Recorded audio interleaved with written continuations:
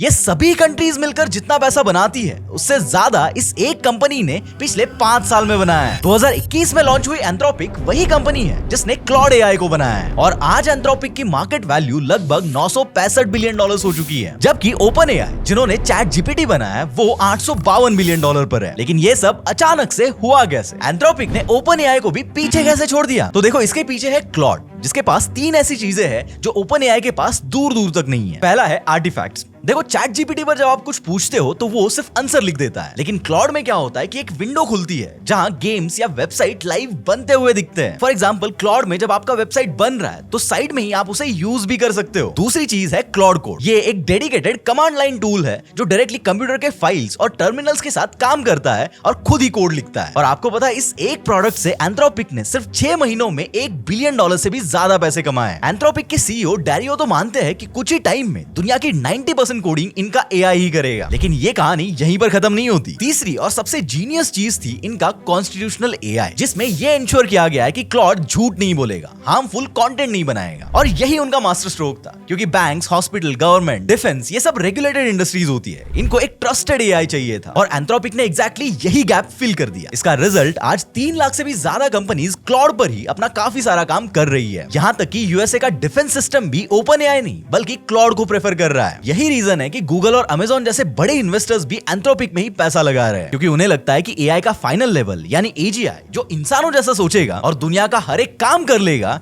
उसको सबसे पहले एंथ्रोपिक ही क्रैक करेगा। लेकिन मान लो कि अगर किसी दूसरी कंपनी ने पहले ये बना लिया तो इन्वेस्टर्स का सारा पैसा डूब सकता है, और इसी को लोग एआई बबल कह रहे हैं। इसीलिए एंथ्रोपिक के पास सिर्फ एक ऑप्शन है कि उन्हें साबित करना होगा कि वो सिर्फ एक चैटबॉट नहीं है, और ये मिथोस बनाकर उन्होंने ये साबित भी कर दिया है।